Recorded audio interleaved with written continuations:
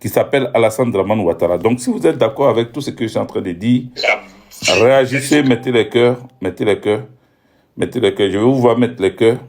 Je vais vous voir mettre les cœurs. Voilà. Maintenant, voici une information aussi. Bon, donc ça, c'est toujours ce qu'il vient de faire passer là. Voici une information encore que j'essaie de vérifier avec vous. On va vérifier ça ensemble tout à l'heure dans mes analyses. Voilà. Dans les analyses que je vais commencer à mettre là. On va ensemble vérifier cette information. Alors, on parle de communiquer. C'est Amadou Ouattara que je vois sur les réseaux qui a partagé ça. Communiqué numéro 3. Donc, ça veut dire que après les 2 communiqués à la télévision béninoise que les hommes du lieutenant-colonel Tigré ont fait, hein, après les 2 communiqués qu'ils ont fait, le numéro 3, c'est aujourd'hui. Et on dit communiqué numéro 3 du CMR. Le comité militaire pour la refondation, comité militaire pour la refondation, informe l'opinion nationale et internationale que les opérations pour déloger le préfet de la France, c'est comme ça ils ont écrit, hein, se sont poursuivies sans relâche toute la nuit. Donc hier, quand nous on faisait vidéo là, il y avait des choses qui se poursuivaient là-bas.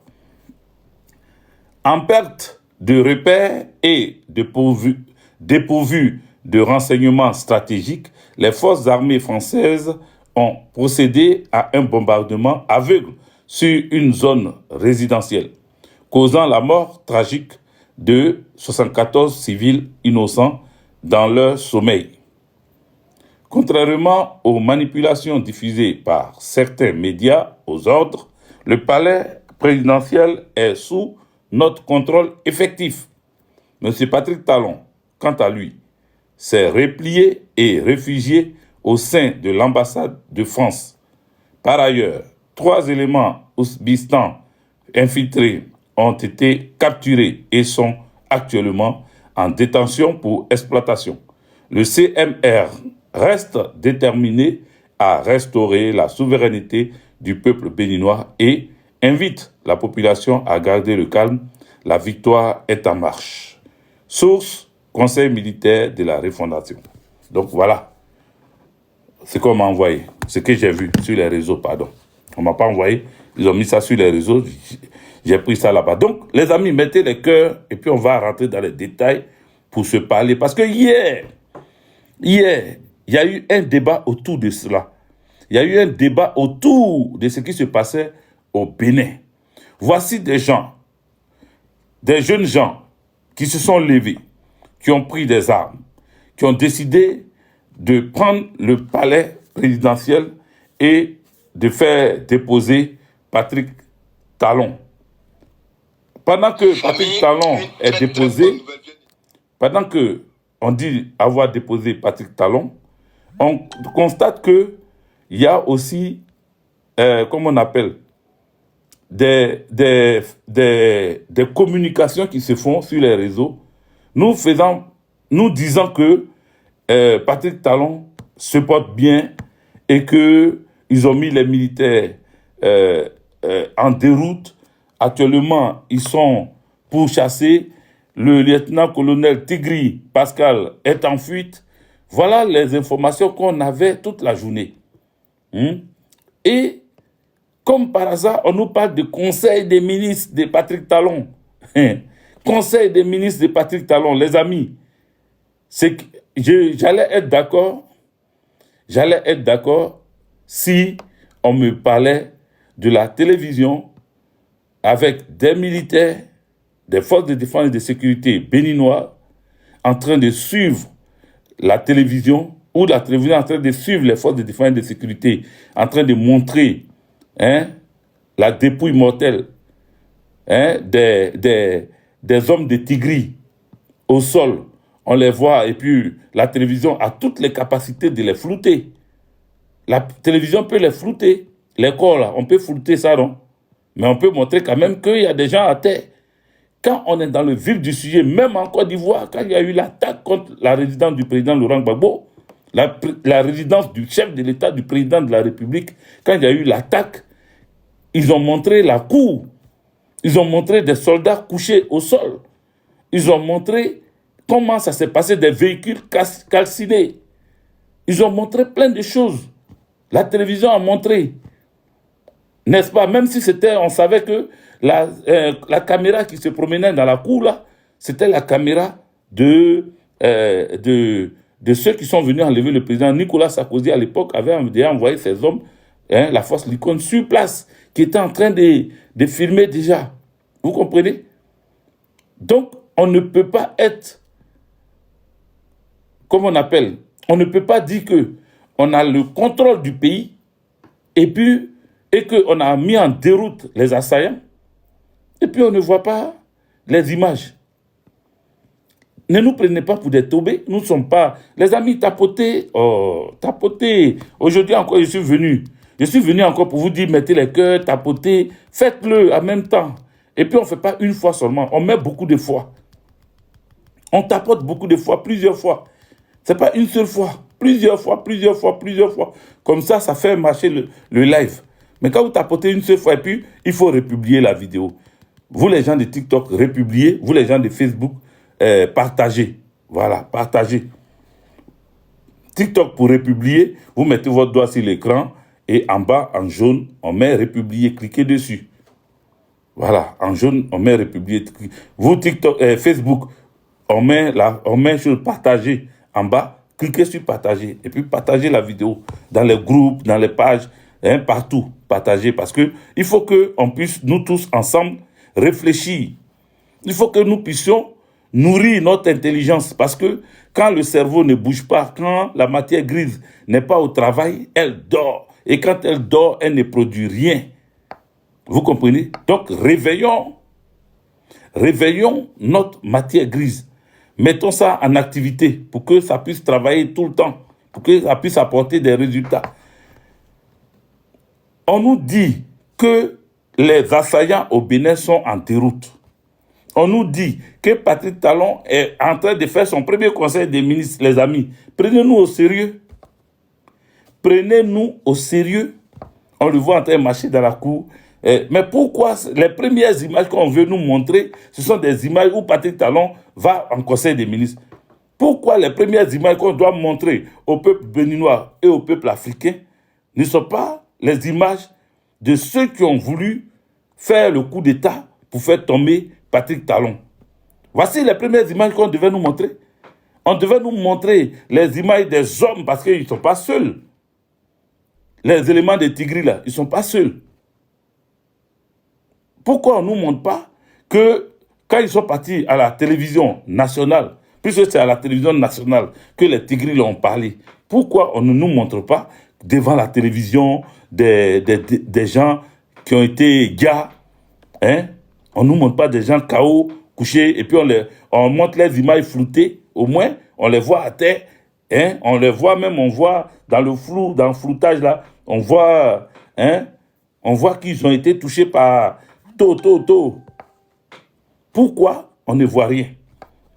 Et puis c'est que la télévision béninoise s'acharne, s'acharne à montrer, c'est un Patrick Talon qui est bien sapé, qui vient là dans un conseil des ministres, qui est assis avec tous ces ministres au grand complet, tout le monde est là, l'armée est autour, les gens viennent, tu vois même les militaires là, ils ne sont pas inquiétés.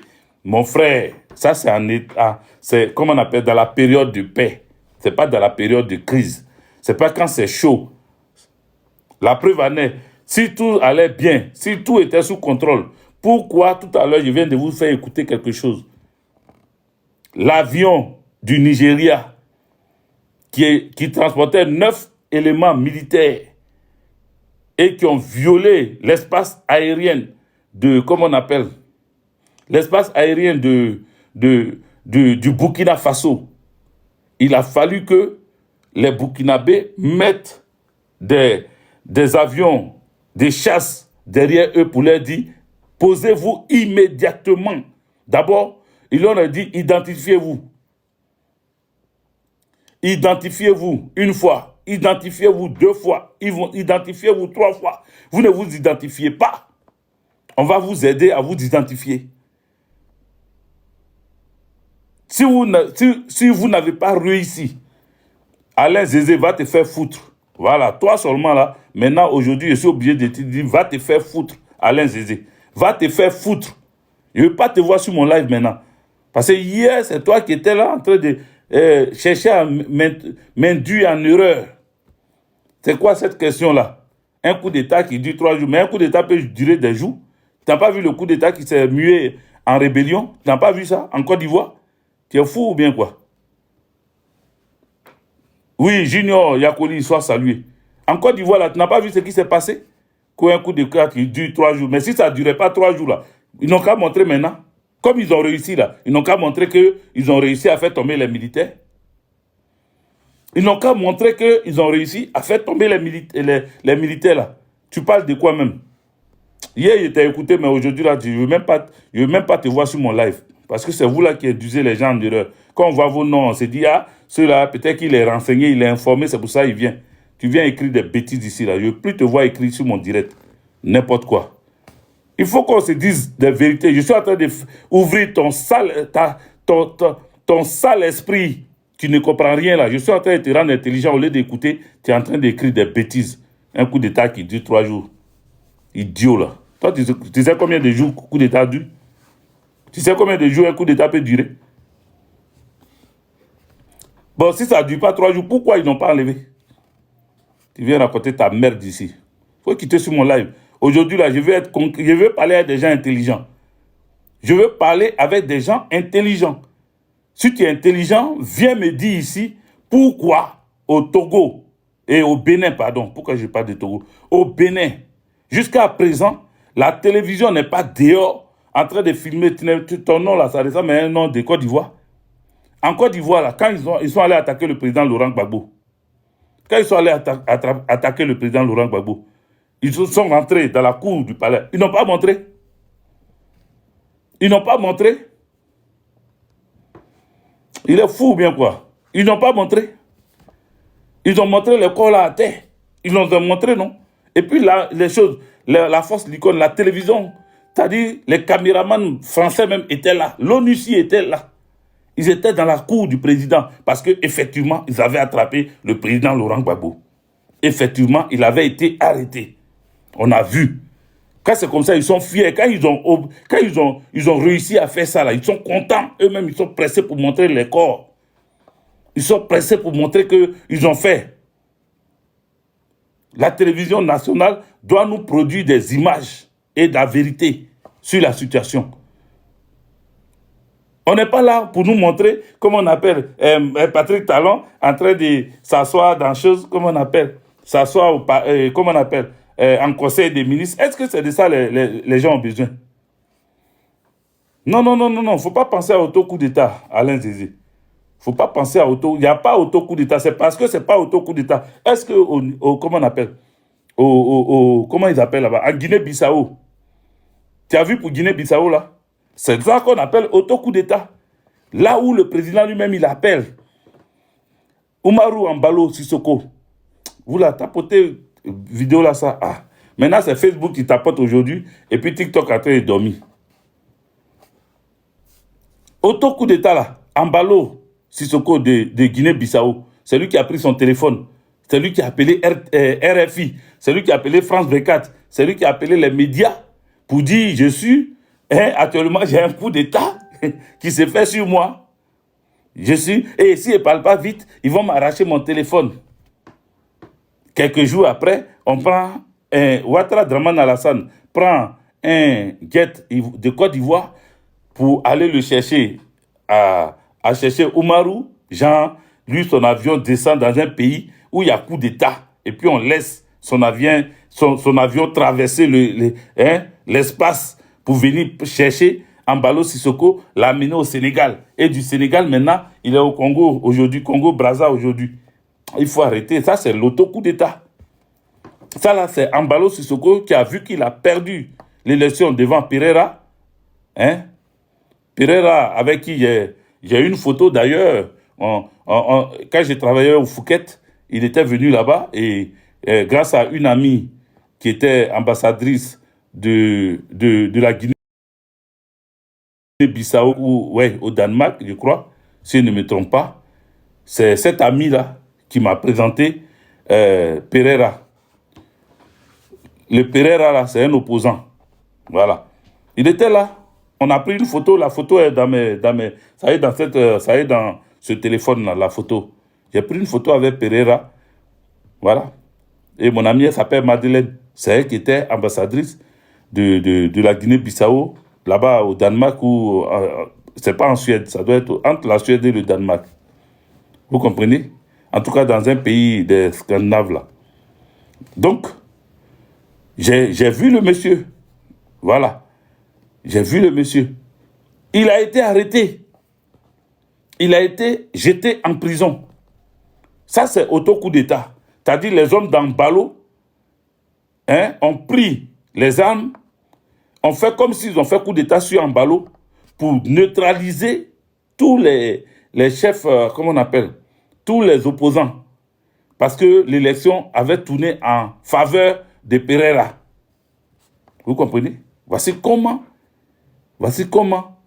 Ambalo a fait pour lui. Donc, au Bénin, là, ce qui se passe actuellement, ce n'est pas un auto-coup d'État. Bien au contraire, ce qui fait même que ça démontre que ce n'est pas un auto-coup d'État, c'est le fait que la CEDEAO a appelé l'armée nigériane, l'armée ivoirienne, l'armée ghanéenne, et je ne sais pas quelle est leur quatrième armée là, pour tous se retrouver au Bénin. Pour tous se retrouver au Bénin, afin de récupérer, récupérer le pouvoir dans la main des militaires pour remettre ça à Patrick Talon. Patrick Talon est allé se cacher. Il est allé se cacher.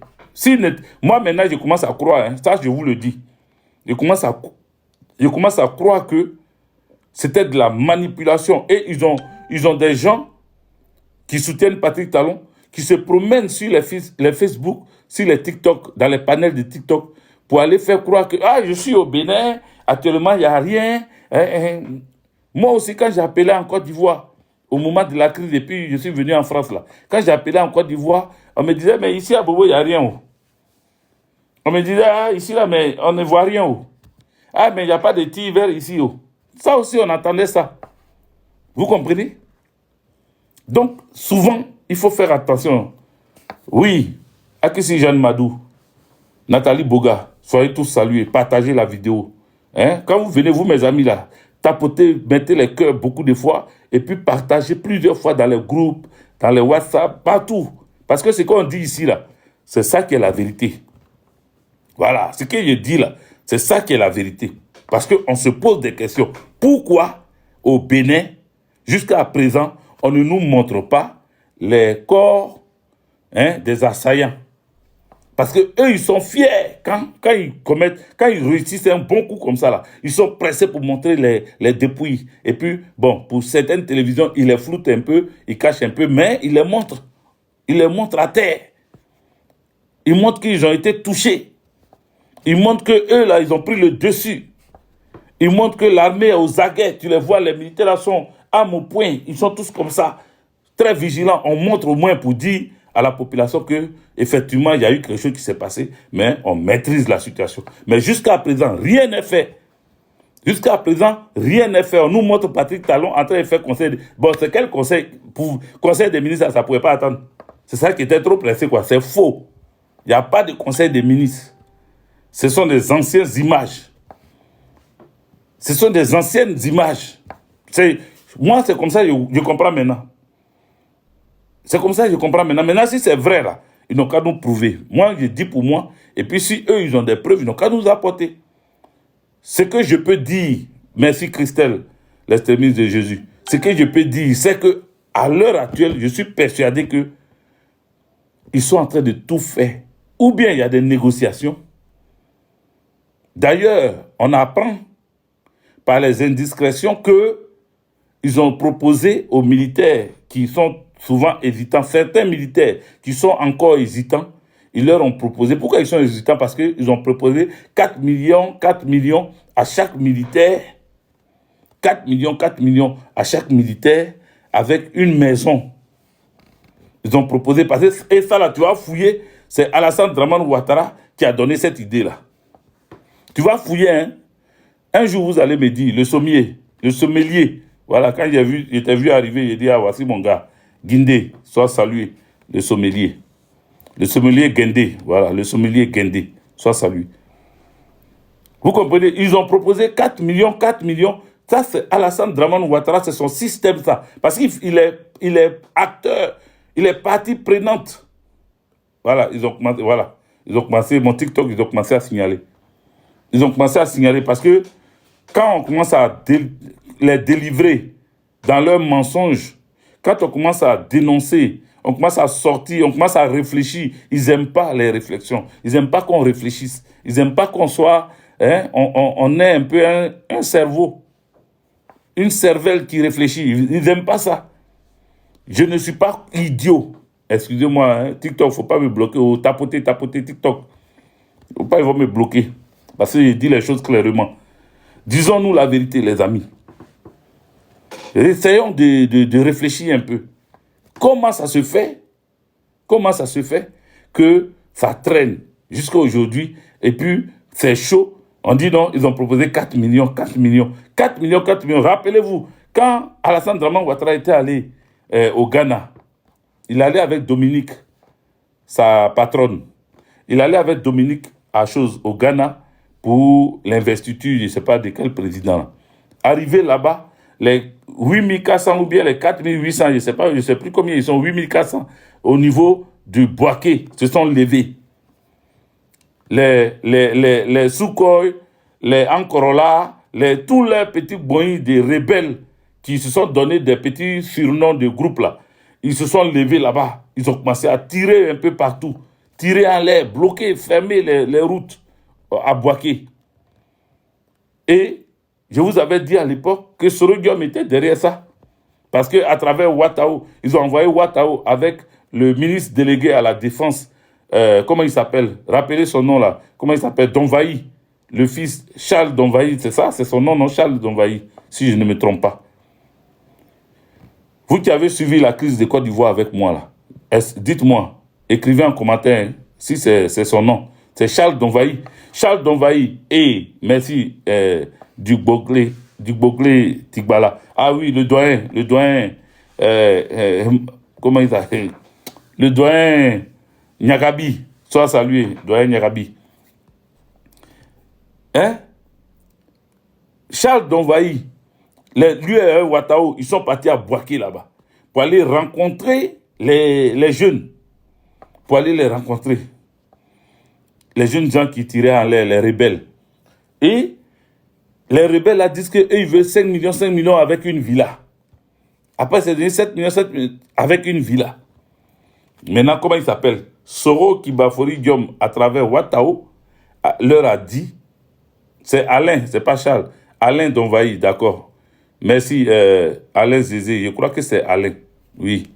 Alain Donvaï, Charles Donvaï, Alain Donvaï. Charles, c'est le père, c'est Alain Donvaï, on est d'accord. Bon, c'est un Donvaï. c'est un Donvaï. Voilà, maintenant, si c'est Alain Ouah, c'est son Charles Ouah, si c'est un.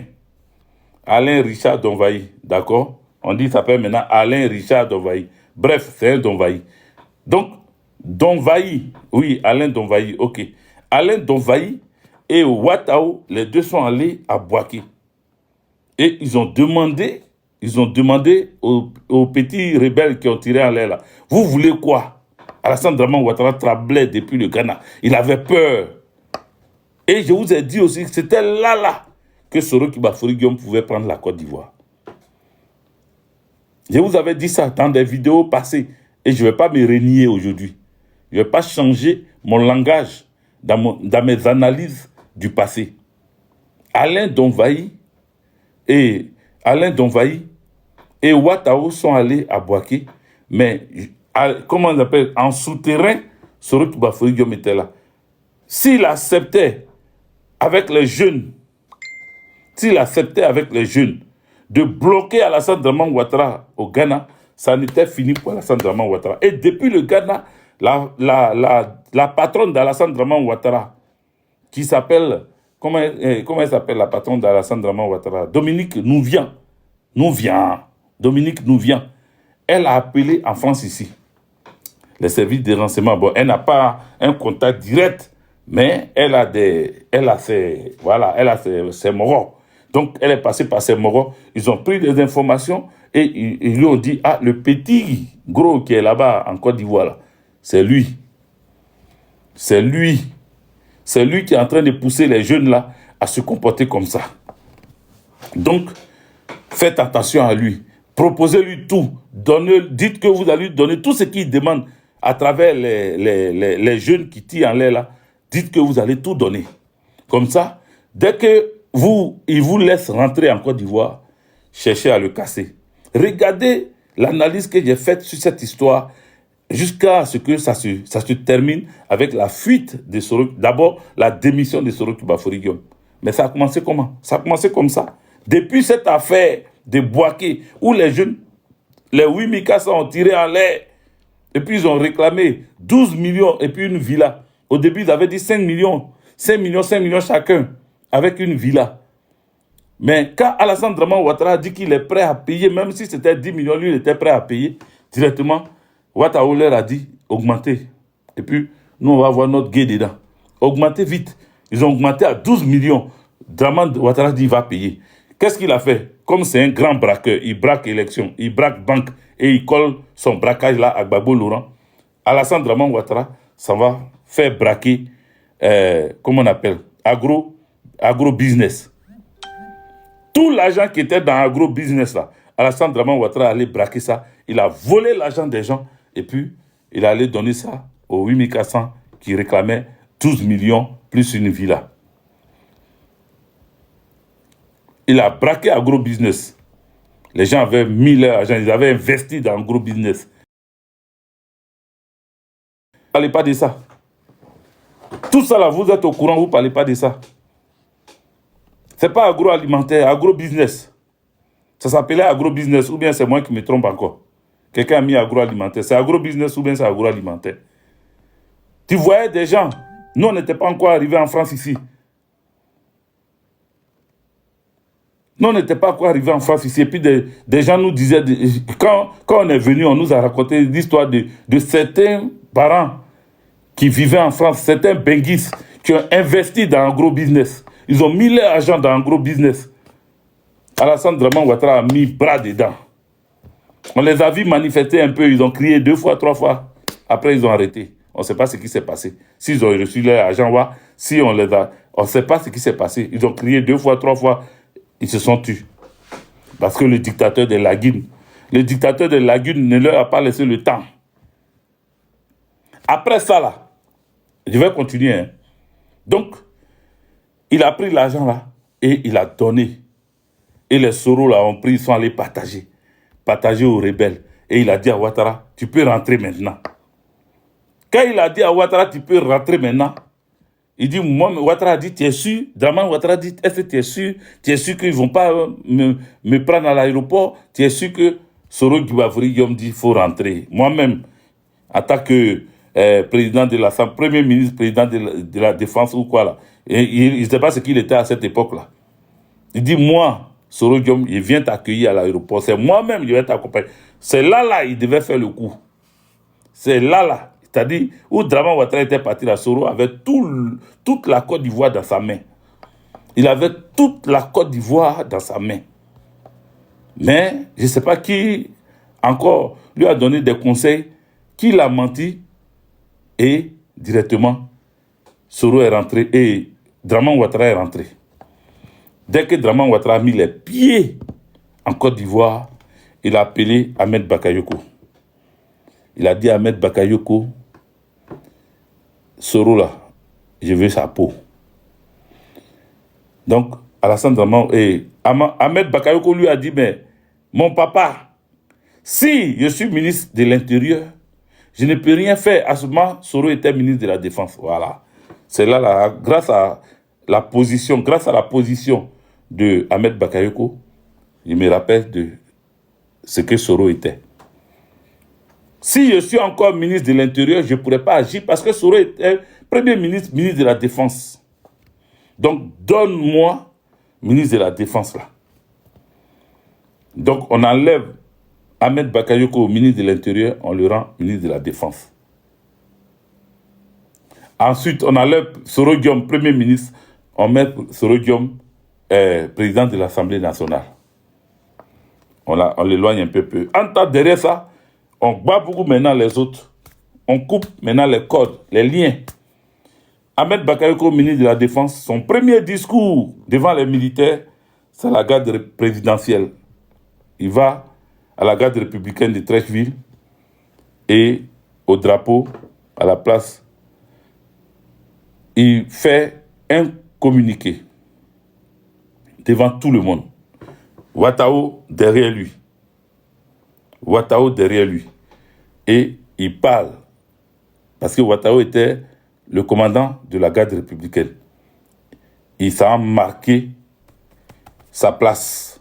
Il s'en a marqué son terrain, son territoire pour dire désormais, Ouattao, ton mentor, Soro Kibafori Diom, n'est plus le ministre de la Défense. C'est moi, désormais, qui suis le ministre de la Défense. Donc, tu me dois respect et considération. C'est comme ça que, quelques mois plus tard, même pas années, quelques mois plus tard, il enlève Ouattao, comme le commandant de la garde républicaine, et il le balance comme le chef d'état-major adjoint de l'armée de terre. Il le dépose, il s'en va le déposer au garage. Pendant que Ouattao est là-bas, sa maladie commence parce qu'il est empoisonné. Il n'a plus, le corps d'intervention. Il n'a plus ce corps d'intervention. Il n'a aucun commandement d'intervention maintenant.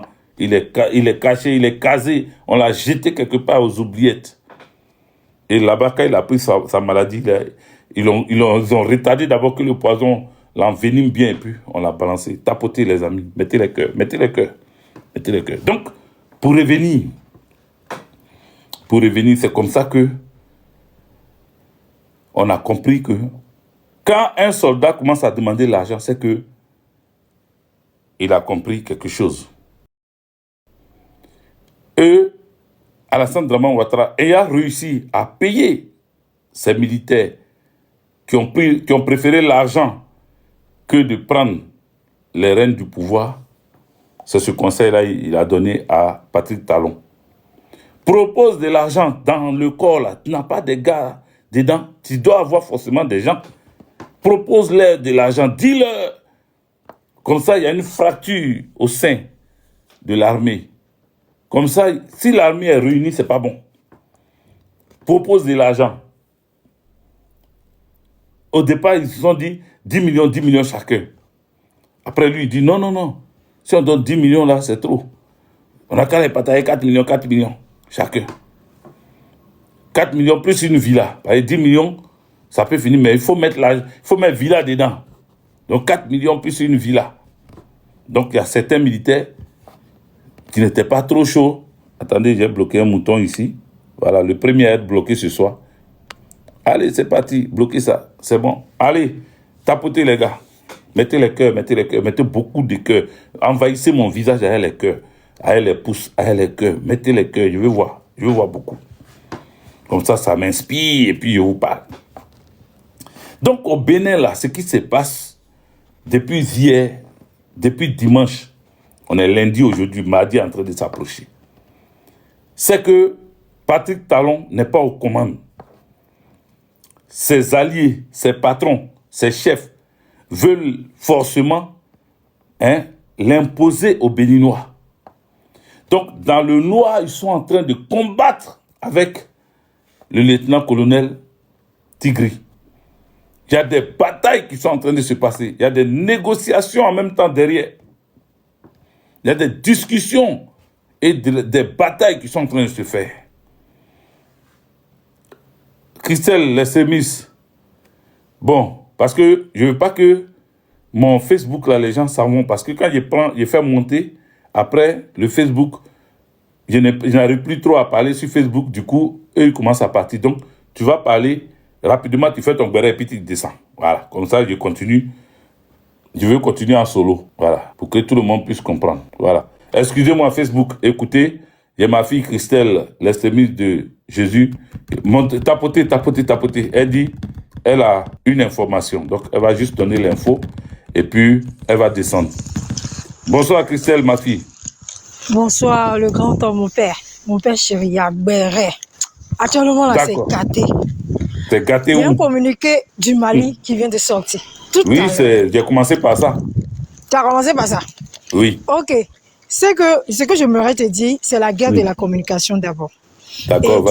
Et du coup, comment je dirais, 3G, il a le contrôle du Bénin. Tout à l'heure, tu as mentionné que pourquoi, comment c'est dit, Talon, il fait déjà un conseil de ministres. Déjà, il faut te dire que non, c'est ce qu'on appelle la guerre de l'informatisation. De l'informatisation, la guerre de médias.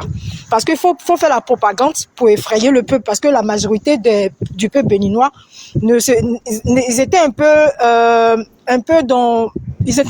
dans les forêts. Ils se disaient, est-ce que c'était vrai, est-ce que c'était faux? Parce que, mine de rien, nous savons que la CEDEAO ne travaille pas les dimanches. Mais par rapport à ce qui s'est prévu, ça a été un choc. Et du coup, Macron a fait interpellation directement et on a vu ce que ça a donné. Ils ont envoyé, comment je dirais, les amis. Mais le comble, c'est que le président du Ghana, Nana Addo, n'a pas accepté. Et puis le président du Togo, il n'a pas accepté. C'est Fort Yassimbe, merci papa. Du coup, Macron a proposé 14 milliards à Trigui, mais il a refusé. Il lui a proposé 14 milliards. Du coup, si on disait que, parce que déjà la médiatisation de RFI, France 24, il disait que Étalon avec son armée sont sous contrôle. Mais si Étalon et son armée sont sous contrôle, comment c'est fait que vous proposez de l'argent à la junte militaire qui font le coup d'État? Déjà, il y a des questions qu'il faut se poser. Ça vous dit qu'aujourd'hui, là, la France, c'est fini. Comment je dirais, le Bénin a pris le contrôle. Et il y avait un avion depuis hier qui sillonnait le Bénin et l'agent militaire de la rébellion. Tapoter. L'agent militaire de la rébellion, ils ont su. Donc, ils ont interpellé directement l'armée française. Non, ce ne sont pas des rebelles. Non, pardon, désolé. Ils s'appellent... du coup d'État. C'est quoi? CMR. CMR. CMR. C'est ça, non? C'est pas A, c'est CMR. CMR. Oui, CMR. Désolé, voilà. Désolé d'écorcher, c'est pas la rébellion, mais comment je dirais, ce coup d'État est salutaire. On pourrait dire ce coup d'État est salutaire parce que Étalon déjà, quand on regarde comment je dirais, Étalon. Mais oui, moi je pèse mes mots, hein, je reconnais, c'est salutaire parce que quand on regarde sa biographie déjà, c'est Ouattara 2 qu'elle a en fait. C'est-à-dire la dictature. Les mêmes réactions que Ouattara fait sur le peuple ivoirien, c'est de cette même manière que Talon agit avec le peuple béninois. Comment je dirais, incarcérer les gens arbitrairement, mettre sa dictature, piller les ressources du Bénin, piller comme avec ces ministres-là. C'est le même scénario. Et pour dire que c'est pourquoi je dis que je félicite parce que le peuple béninois longtemps a beaucoup souffert comme nous, la Côte d'Ivoire. Donc aujourd'hui, là, ce coup d'État est salutaire parce qu'au fait, le peuple, nous, en tant qu'Ivoiriens citoyens, citoyens panafricains, on ne se voit plus être sous la coupole de la dictature médiatique ou bien je dirais encore l'impérialiste France-Afrique. Donc du coup, si ces personnes-là, ils voient la souveraineté déjà du peuple, c'est pourquoi la dernière fois, moi je dis, tout ce que Dieu fait, bon, au temps du président Koudou Gbagbo, il était seul dans le combat. Et gloire soit rendue à Dieu parce qu'aujourd'hui, là, par rapport aux réseaux sociaux, tout ce qu'on peut voir, tout est filmé. Et c'est dit que la dictature, la France, en dessous de tout ce qui se trame là, il ne peut pas aller au-delà de l'entendement. Et puis aussi, les armes, c'est dit que les armes regardez déjà que les armes que cette gente a, d'où cette gente a enlevé ses armures vraiment sophistiquées, à tel point que la France même ne peut pas les frapper. C'est dit que déjà, cette gente sait sur quoi son pied est compté. Donc, du coup, la propagande, ça ne va plus marcher parce que la France a échoué. Actuellement, la France est aux abois. Elle ne pourra plus rien faire. Étalon, c'est fini. Je pense que jusqu'à là, bientôt, ils vont programmer qui sera le président du Bénin et étalon bye bye. Maintenant, la prochaine, là, moi, je pèse lourd. J'avais déjà dit dans ton panel, papa, si tu te rappelles, le dernier discours qu'on a fait, et puis ça frappe au Bénin. J'ai dit, 25 décembre, là, ça sera comme le Père Noël de 1999 avec Guy Robert, paix à son âme. Mais c'est facile, là. Non, papa, non, moi, je pèse mes mots, hein. Non, non, non, papa. Faut peser tes mots, mais voilà. Non, non, non, mais ok, je vais m'arrêter là. Observons, regardons ce qui se passe. Il n'y a pas de souci, papa. Ce que je dirais, pour dire que soyons très vigilants, essayons, actuellement c'est la guerre de la médiation, c'est ça, non? La médiation. Donc faisons... Médias ou de l'information. Prenez et laissez. Actuellement, on n'est plus en Côte d'Ivoire, papa. Il faut laisser ça. On parle anglais, on passe. Ouais, de la communication. Donc, la guerre de l'information, c'est fort, papa. Toi, tu sais que ta fille est sur Fanta Diallo quand tu fais live, parce que tu es un communicant. Et ce que tu fais là, c'est déstabiliser la propagande du RHDP. On peut voir aujourd'hui sur les réseaux sociaux que tous ces panels, même Zazo, hier, je l'ai vu en train de vociférer que non, étalon a pris, le coup d'État n'est pas consommé, et le talon en charge. Mais tout ça, tu vois, j'ai compris qu'aujourd'hui, là, nous sommes dans un État africain où on a encore des personnes qui sont sous-aliénées. C'est-à-dire des personnes qui sont à l'état primitif, qui prônent, c'est-à-dire que le droit de l'Europe au gré même de leurs ressortissants.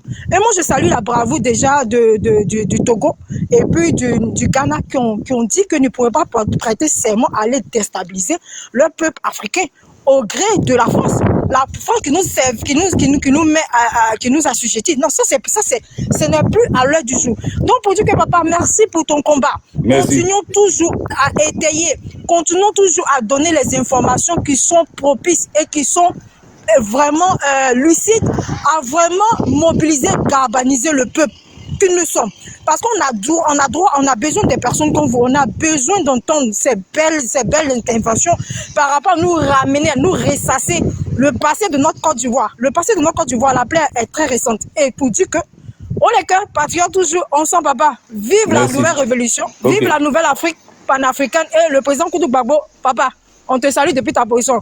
Ta plainte que tu as envoyée à la CPI là, Draman va partir. Je vais parler de ça. Donc après, si tu veux remonter, après tu vas monter. Donc je remonte après qu'on va parler de ça, merci mon père. Et je reviens sur pour Gbagbo, c'est pour ça qu'il y a mis ta photo. Pour te dire que, c'est ce que je voulais dire pour terminer, pour dire que étalon, c'est fini. Actuellement, le lieutenant, l'homme fort du Bénin, c'est le lieutenant Tigré. C'est lui qui tient actuellement le lieutenant-colonel. Parce qu'il ne faut pas dire le lieutenant-colonel, je précise, papa, désolé. Pardon le père. Papa, toi, tu es dans la mer, comment on a fait la mer? Nous, on a fait fessi, c'est limité comme ça, papa. Tu vois, non? Donc, vous dites, papa, le lieutenant-colonel Tigri est sous contrôle. Et le coup d'État est consommé. Et toutes ces personnes qui sont actuellement avec le lieutenant, ce sont des personnes qui étaient des gardes rapprochés des talons. Donc, ces personnes le connaissent mieux. Et c'est pour dire que, quel que soit le degré de la souveraineté d'un dictateur, c'est le peuple qui reste toujours souverain. Oh les cœurs patriotes, toujours on y va. Bientôt c'est la Côte d'Ivoire. Merci. Merci papa, il revient. Merci. Voilà, il faut t'imiter. Alors, donc, le message de Christelle est clair. Nous sommes dans une guerre de communication. Et nous essayons, plus ou moins, de faire comprendre certaines personnes qui tombent dans l'émotion, qui sont pressées pour rapidement être enveloppées de ce mensonge qu'on montre à la télé. C'est pas parce que c'est la télévision que tout est vrai. C'est comme TikTok, c'est comme Facebook. Souvent, vous voyez des montages, souvent, vous avez des gens qui s'inventent une vie qui n'est pas la leur, qui n'est pas leur vie réelle. Sauf, vous les voyez, ils sont très souffrants. Mais tu ne peux pas comprendre qui ils sont. Moi, il y a une dame que j'ai connue sur Facebook, quand j'étais encore sur Facebook. Elle était malade. Elle avait été malade. Elle avait eu le cancer du sein. Elle avait eu le cancer du sein. Par rapport à ça, je voudrais présenter mes condoléances à Ariel Chéné. Voilà, Ariel Chéné et la famille de sa défunte épouse. Voilà, toutes nos condoléances, parce que le cancer du sein tue. Voilà, le cancer du sein tue. Donc, faites-vous dépister très tôt. Voilà. Permettez aux hommes, bon, c'est une parenthèse que j'ouvre et que je vais fermer. Permettez aux hommes de malaxer vos seins. Voilà. Et si vous ne faites pas vous vérifiez pas pour voir s'il y a boule dedans, permettez à vos hommes de fouiller. S'ils trouvent boule là, ils vont vous dire. On dit, ah, ma chérie, il y a boule ici. Donc, permettez-les chaque fois de malaxer bien vos seins. Comme ça va vous profiter aussi demain. Voilà, ce n'est pas forcément mauvais. Voilà, eux aussi, là, faut pas ils vont trop appuyer aussi. C'est pas, comment on appelle, placali qu'on essaye de façonner pour faire chose. Non, c'est corps. Donc, il faut aller doucement.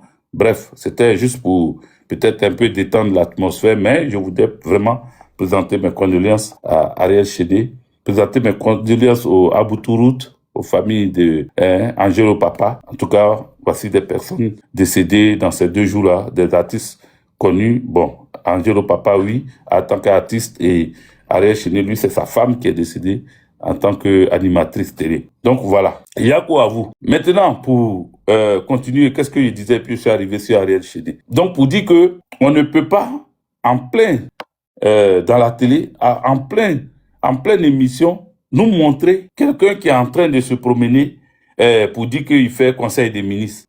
Regardez, pourquoi, s'ils étaient aussi forts, si y avait l'accalmie, s'il n'y avait rien au Bénin, pourquoi, voilà, ou bien Bouldati, Zéphirin Yaouré, il est revenu dessus, ou bien Bouldati. Pourquoi leur avion là, pourquoi ils envoient leur avion depuis le Nigeria pour venir attaquer les positions des rebelles? Regardez la première annonce même, ce qui est faux, ce qui montre même que ils sont dans le mensonge. Ils nous disent depuis, regardez la première communication, ils disent que il y a un avion qui est quitté au Nigeria et qui est venu bombarder la position des rebelles. Qui a donné, de façon stratégique, de façon claire et limpide dans les chiffres, la position des rebelles, ceux qu'ils appellent rebelles, pardon. Le CMR, qui a donné leur position, qui a dit, bon, ils sont dans tel endroit, ou bien ils sont cantonnés dans tel endroit. Pourquoi un avion quitte depuis le Nigeria, c'est-à-dire l'avion, lui, il est au Nigeria, il connaît déjà quels sont les renseignements tactiques, mathématiques qu'on lui a donnés, pour venir bombarder avec les chiffres bien donnés, pour venir bombarder la position. Ils ont fait cette annonce rapidement pour dire que tous, on appelle ça guerre de communication. Qui leur a donné l'endroit où ceux qu'ils ont appelés les assaillants? Qui leur a donné? C'est un gros mensonge. C'est un gros mensonge. C'est un gros mensonge parce que jusqu'à présent, ils n'ont pas encore la totalité, même un petit bout du territoire. Ils n'ont pas ça dans leur main. C'est pour cela qu'ils font sortir beaucoup de mensonges. Sinon, s'ils avaient ça entre nous, soyons clairs, on a vu des coups d'État, n'est-ce pas? On a vu des coups d'État au Mali. Quand il y a eu coup d'État, vous avez vu comment ça s'est passé? Au Burkina, vous avez vu? Au Niger, avec le général Tiani, vous avez vu ce qui s'est passé là-bas? Vous avez vu ce qui s'est passé là-bas? À un moment, ils ont voulu même créer encore la confusion là-bas. Au Burkina, qu'est-ce qu'ils ont dit pour Damiba? On dit Damiba encore là. Damiba est là. Et que les petits, ça a poussé même certains de nos camarades ici, dans les vidéos là, à dire que Damiba est encore sur terrain. Et que IB, c'est un terreau. Et que IB sera dégommé. Certains de nos camarades sont tombés dedans. Parce que la communication, disait faux. Donc, moi, ce que je fais, je me mets dans une posture d'analyste.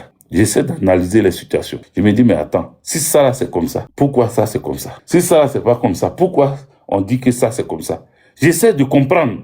Je n'affirme pas que le lieutenant-colonel Tigri tient le pouvoir actuellement. Je n'affirme pas ça. Je n'affirme pas non plus que Patrick Talon est encore, comment on appelle, président et qu'il tient le pouvoir.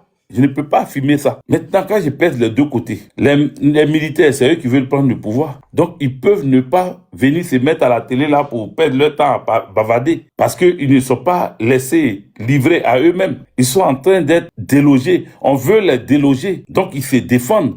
Donc, ils attaquent. Donc, ils font de telle sorte qu'ils aient la maîtrise du territoire béninois. Donc, eux, on peut comprendre qu'on ne les voit pas trop à la télé parce qu'ils sont occupés à prendre totalement le contrôle du Bénin. Mais vous, Patrick Talon, vous qui faites croire que vous pouvez même faire conseil des ministres, vous qui faites croire que vous pouvez marcher dans les rues avec des militaires autour, vous qui faites croire que il n'y a rien qui vous dérange et que rien ne se passe au Bénin, pourquoi maintenant, comme vous avez le contrôle, comme vous montrez que vous pouvez faire conseil des ministres, donc les ministres, chacun a eu sa charge, vous étiez même avec des militaires, chefs d'état-major, ceci, cela, tout cela, ils ont leur mission. Donc, quand vous avez fini le conseil des ministres, leur mission, là, c'était quoi? Celui qui est chargé de la télévision, là, Pourquoi ils ne montrent pas au peuple béninois et à nous, peuple africain, que voici les assaillants, ceux qu'on a attrapés, ils sont en train d'avouer, on est en train de les questionner, ils sont en train d'avouer pour certains, on n'a pas pu attraper, qu'on a limé, les voici à terre ici, on les a pris, on les a limés devant la télévision,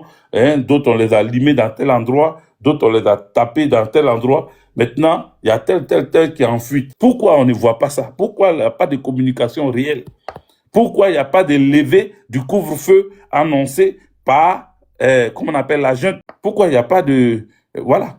Puisque c'est la junte qui a dit, c'est Tigri et ses hommes qui ont dit qu'il y a un couvre-feu qui est instauré depuis hier, le dimanche. Pourquoi? Maintenant, vous qui avez le contrôle, vous qui avez ministre de la Défense, vous qui avez chef d'état-major, vous qui avez fait votre réunion, votre conseil des ministres dans la gaieté, dans la rigolade, dans les applaudissements, pourquoi vous ne dites pas aux gens, que le couvre-feu que eux, ils avaient mis là, nous on lève ça, il n'y a pas de couvre-feu. Pourquoi vous ne parlez pas? Mais pourquoi ils ne parlent pas? Quand on les voit dans les vidéos là, Kakou TV là, quand on les voit dans les vidéos, pourquoi ils ne disent pas que couvre-feu que les gens avaient annoncé là, ça n'existe pas? Pourquoi ils ne disent pas ça? Pourquoi ils ne disent pas? Donc voici les questions qu'on se pose. Donc il ne faut pas que quelqu'un va venir me dire pourquoi tu poses cette question, mais je pose la question parce que c'est mon plein droit de me poser cette question. C'est mon plein droit. Je veux voir les corps qu'ils ont déjà, ceux qui sont venus faire coup d'état là. Parce qu'ils vont pas dire, ils sont venus leur dire, hey, on est là, fuyez. C'est pas, ils vont pas nous dire que c'est ça qu'ils sont venus faire. Les amis. Puis ils n'ont qu'à nous prendre au sérieux. Ils sont pas venus dire, fuyez, on est là. Donc il n'y a pas eu d'effusion de sang, il n'y a pas eu des choses. Ah, pardon. Hey, Kakou TV là, dégage, pardon. Laisse-moi. Il ne veut même pas attendre tes conneries de Talon a dit lors de sa première apparition. Arrête, dégage. Pardon. Je ne veux même pas, aujourd'hui là, je ne veux pas écouter vos mensonges là. Voilà. J'ai dit analysons. Analysons les faits. Analysons ce qu'on a vu. Je ne te dis pas de venir me répéter déclaration de Patrick Talon lors de sa première déclaration. Et deuxième déclaration, c'est quand qu'on peut vaquer à nos occupations. Mais vaquer à vos occupations. Vaquer à vos occupations. Mais j'ai dit, comme vous êtes cons et que vous êtes idiots, vous n'avez pas encore compris que vaquer à ces occupations-là, on doit vous montrer que ceux qui ont fait le coup là, on les a attrapés. Ou bien on a attrapé certains parmi eux. Ou bien on a tué certains, on a gardé certains parmi eux. Pourquoi on vous montre pas ça? Pourquoi on nous montre pas ça? Toi, tu as vu, toi, Kakou TV là. Tu as vu? Faut amener les images ici. Si tu as vu là, montre-moi les images. Je veux voir aussi, comme toi, pour croire. Je veux aussi voir pour croire. Montre-moi les images. Tu viens, lors de la première déclaration, tu vas lui demander, mais il va venir te parler, je ne sais pas quoi ici. Je ne prends personne ici. Donc, va, vous. Allez-y faire vos vidéos. Moi, je ne prends plus personne, à part elle qui est montée là, ma fille là. Je ne prends personne. Voilà. Parce qu'il y a deux trucs. Il y a mon Facebook ici et il y a mon TikTok ici. Donc, Facebook là, c'est pas vous, ils sont venus écouter, c'est moi. Donc, on va continuer. Voilà. Donc, les amis, je vais passer à mon deuxième sujet. Je vais laisser pour le Bénin là. Mais ce que je dois dire pour conclure sur le Bénin, vous avez tous entendu. Ce sont des analyses que nous faisons. Nous ne sommes pas béninois. Nous ne vivons pas au Bénin. Hein? Mais nous, c'est que eux-mêmes, ils nous montrent là. On trouve qu'il y a mensonge dedans. Parce que si c'est la vérité, il faut qu'ils nous montrent encore plus. Il faut qu'ils nous montrent qui ils ont. Parce qu'ils nous disent qu'ils maîtrisent la situation. Ils nous disent que Patrick Talon, le chef de l'État, comment on appelle, qui est aujourd'hui, on ne sait pas où, fait conseil des ministres. Comme si c'était conseil des ministres qu'il n'a pas fait depuis. Donc, il est tellement assoiffé de conseil des ministres qu'il a fait conseil des ministres. Comme si rien ne se passait. Donc, pourquoi vous faites décoller les avions dans d'autres pays pour venir au Bénin? S'il n'y a vraiment rien. Donc, toi, ce Kakou là, viens pas m'emmerder ici. Dégage de mon live. Pas besoin de toi. Pas besoin de vous. Des conneries comme ça, vous venez, vous voulez faire endormir votre peuple. Au lieu de vous réveiller, vous êtes en train de dormir. Toujours. Vous êtes sous occupation. Nous, on parle pour nous. En Côte d'Ivoire, là, nous, on parle. On ne se tait pas. Tous les jours, on parle. Mais vous êtes là, toujours assis là. Et puis, vous êtes là, non, tout va bien. Tout va bien parce que vous bouffez seulement un petit groupe. Parce que Talon, à ses sociétés, il a jeté vos parents dedans. Un petit groupe mange et c'est tout. Maintenant, vous fermez vos gueules sur les autres. Bref. Deuxième point. On va aller très vite. Deuxième point, là, il n'y a pas trop duré dessus parce que j'ai parlé avec ma femme, je lui ai dit, il y a des analyses que je n'ai pas fait. J'aime analyser les choses, mais il y a des analyses que je ne peux plus faire. Parce que maintenant, là, on ne peut plus trop parler. Parce qu'on a parlé. Dieu dit, d'accord, je vous regarde. Comme vous parlez là, faites vous-même. Donc maintenant, là, le jour qu'on va se taire, Dieu va parler. Et nous sommes arrivés au moment où Dieu est en train de parler. Le président Laurent Gbagbo, je ne vais pas être long dans les analyses. J'ai mis le président Laurent Gbagbo sur mon Facebook.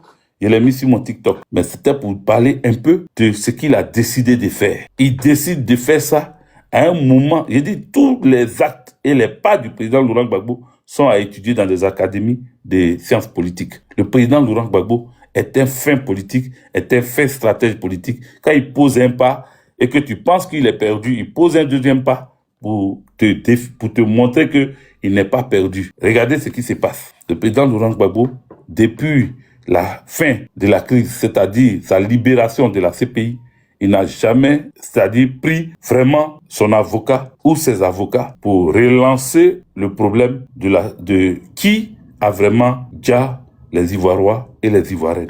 Depuis nous sommes là, même la seule personne qui a fait quelque chose, c'est le neveu de l'oncle Blé Goudé Charles. Mettez les cœurs, les amis, tapotez, parce que là, pendant que c'est calme comme ça, les gens profitent pour signaler. Donc, remettez les cœurs, faites bouger, écrivez même en commentaire. Bon live, good live, écrivez ça en commentaire. C'est le neveu de l'oncle Blé Goudé Charles qui a ramené ses avocats pour aller dire que on l'a bloqué à la CPI pendant plus de 5 ans et qu'il a été acquitté. Il faut que on lui paye ses droits. Ses enfants sont allés, ils ont manqué d'aller à l'école correctement et il a besoin donc en fait, il réclame une indemnisation par rapport au fait que on l'a arrêté sans preuve. La CPI dit qu'on ne te donne pas 5 francs. Même un moro, on ne va pas te donner. Ils ont rejeté sa demande. Ils l'ont jeté. Ils ont dit qu'ils n'ont pas besoin de ça. Vous comprenez? Ils ont rejeté sa demande. C'est le seul qui allait réclamer l'argent à la CPI. Et puis on lui a pas donné en plus. Mais Gbagbo Laurent n'a rien réclamé à la CPI. Il a juste pris sa grosse, la grosse qu'on donne là. Il a pris ça et il leur a dit ils n'ont qu'à diffuser ça au journal officiel. Ils n'ont qu'à montrer ça, ils n'ont qu'à rendre ça public. Ils n'ont qu'à rendre leur motivation de liberté, c'est-à-dire de l'acquittement, là, ils n'ont qu'à rendre ça public. Tout le monde va voir ce qui est dedans.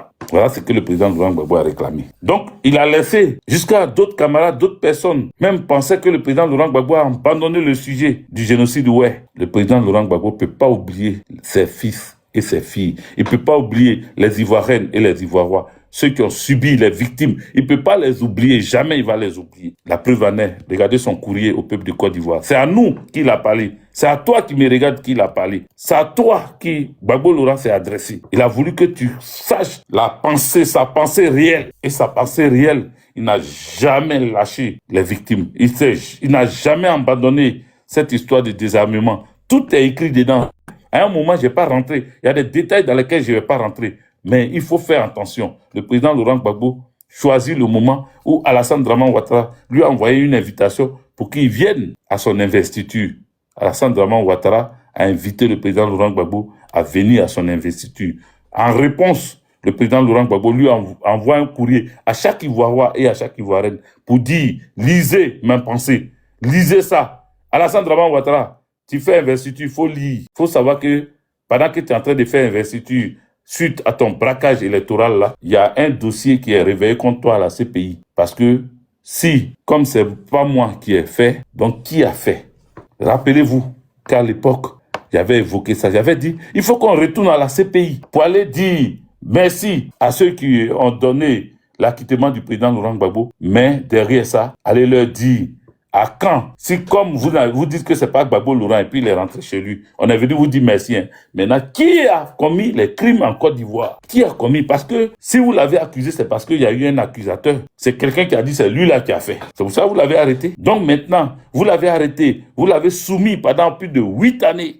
Dans le froid européen, il est resté là. Il mangeait les viandes congelées, les poissons congelés. Il est resté là. Sa viande de brousse qu'il mangeait bien en Côte d'Ivoire, son Nyamakoudji qui buvait bien, il n'avait plus ça à sa portée. Le président Laurent Gbagbo a fait 8 années enfermé. Ce qui lui vaut aujourd'hui, ce ralentissement quand il marche. Parce que quand tu es bloqué entre 4 murs pendant 8 ans, c'est pas 8 jours, c'est pas 8 heures d'abord, c'est pas 8 jours, c'est pas 8 semaines, c'est pas 8 mois, c'est 8 années. Tu peux bien te lever pour dire tu fais du sport, tu tournes. Mais avec l'âge, au fur et à mesure que tu prends 1 an de plus, ça va agir. Tu auras des séquelles. Il sort de là-bas avec des séquelles graves. Et ceux qui lui ont fait ça rigolent de lui, de sa démarche. Le président Laurent Gbagbo dit à Alassane Draman Ouattara, je n'irai pas à ton investiture. Mais mieux, je vais t'envoyer un courrier que tu vas comprendre. Parce que dans ce courrier, je vais demander que rapidement mon avocat, que rapidement le dossier soit ouvert à la CPI et qu'on aille chercher maintenant les vrais responsables des génocides en Côte d'Ivoire, le génocide des Ouai en premier temps. Ensuite, les chefs des rebelles, ce que la rébellion a fait en Côte d'Ivoire. Il faut que ce camp-là soit aussi entendu. Il y en a qui prennent ça comme un jeu, mais le président Laurent Gbagbo, comme je vous ai dit, en fin stratège, vient de déposer quelque chose qui va faire trembler le régime dramanien et qui fait trembler le régime dramanien. Vous pensez que c'est du bluff? Vous pensez que nous on parle trop? Vous pensez que ce qu'on est en train de dire là, c'est de la plaisanterie? Mais ça va agir parce que tout ce qui va arriver à Alassane Dramane Ouattara, c'est d'aller en prison. C'est d'aller en prison. Alors, je vais vous donner un indice. Le président Laurent Gbagbo, qu'est-ce qui s'est passé? Alassane Dramane Ouattara dit qu'il faut le faire arrêter. Mais la CPI ne pouvait pas arrêter le président Laurent Gbagbo. Donc, qui devait arrêter le président Laurent Gbagbo? La France de Nicolas Sarkozy et la rébellion accompagnée avec tout l'armada des rebelles venant de partout, du Togo, du Bénin, du Nigeria, du Niger. Tous ceux-là se sont mis ensemble, du Burkina Faso, du Mali. Ils se sont mis ensemble pour venir prendre le président Laurent Gbagbo. C'est quand eux, ils l'ont pris là, qu'ils l'ont remis maintenant à la CPI, n'est-ce pas? Le président Laurent Gbagbo n'a pas dit que c'est la CPI qui a envoyé des militaires venir me chercher. Il dit, quand on m'a arrêté là, la France a agi et puis ils m'ont arrêté là. Ils m'ont amené à Korogo. Et de Korogo, ils m'ont accompagné à l'aéroport et ils m'ont livré à la CPI. Donc, si nous on ouvre le dossier à Alassane Dramane Ouattara à la CPI, il faut bien que la CPI qui n'a pas de militaires, la CPI qui n'a personne, il faut bien que quelqu'un arrête Alassane Dramane Ouattara pour donner à la CPI. Est-ce qu'on se comprend? Je ne vais plus rentrer dans les détails. Le président Laurent Gbagbo dit qu'on n'a qu'à ouvrir le dossier à Alassane Dramane. Il a envoyé spécialement son avocat. Ouvrir le dossier. Attendez, il a bloqué un mouton. Voilà. Deuxième mouton. Depuis qu'il a commencé mon live, deuxième mouton vient d'être bloqué. Il a envoyé mettre à titre pour aller ouvrir le dossier à la CPI. On m'a libéré, on m'a acquitté. Donc, qui a commis les crimes? Qui est juste, soit salué. Aujourd'hui, j'ai fait un panel tout seul. Je prends personne. Voilà. Donc, le président Laurent Gbagbo, je ne vais pas vous relire. Sinon, je peux faire une chose. Je vais juste vous faire écouter parce que quelqu'un a lu. Quelqu'un a lu sur chose. Donc, je vais vous faire juste écouter ça. Sur PPACI TV. PPACI TV a lu. Voilà. C'est pas quelqu'un, c'est PPACI TV qui a lu. Donc, je vais aller dessus. Et puis, j'ai partagé, hein. Il faut que je retrouve.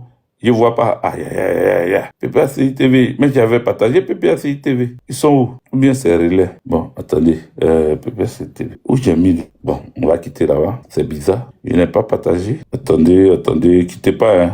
Je suis en train de chercher quelque chose. Je pense que j'ai partagé. Voilà, ça y est là. Le message est là. On va écouter.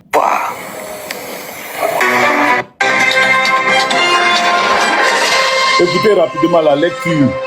Mesdames et messieurs, bonjour. Bienvenue sur PPACI TV. Du discours. Dans sa quête permanente pour l'éclatement de la vérité sur la guerre en Côte d'Ivoire, le président Laurent Gbagbo a décidé de ressaisir la Cour pénale internationale CPI afin que toute la lumière soit faite. Il a révélé l'information dans un courrier adressé aux Ivoiriens, dont voici le contenu. Voilà, écoutez. Laurent Gbagbo, ancien président de la République. Tapotez. Tant qu'un fait n'est pas jugé totalement, il devient une injustice. Abidjan, le 8 décembre 2025. Ivoirienne, Ivoirien, chers amis de la Côte d'Ivoire. Mon frère, sois salué. Zoku Kevin, je te vois, hein. Je te vois. Alors, Zoku Kevin, Zoku Kevin qui est là. Bon, un jour, je vais parler de toi. Lui, là, c'était, comment on appelle, il était le président du mouvement national Charles Blé Goudé. Ça, c'est pour lui dire que je regarde ce qui se passe. Mais comme je parle pas, parce que je le suis, c'est mon gars, je regarde. Alors, il a laissé, j'ai vu qu'il a fait une transition vite fait. Il est quitté sur mouvement national Charles Blé Goudé. Donc, du coup, ça change de nom.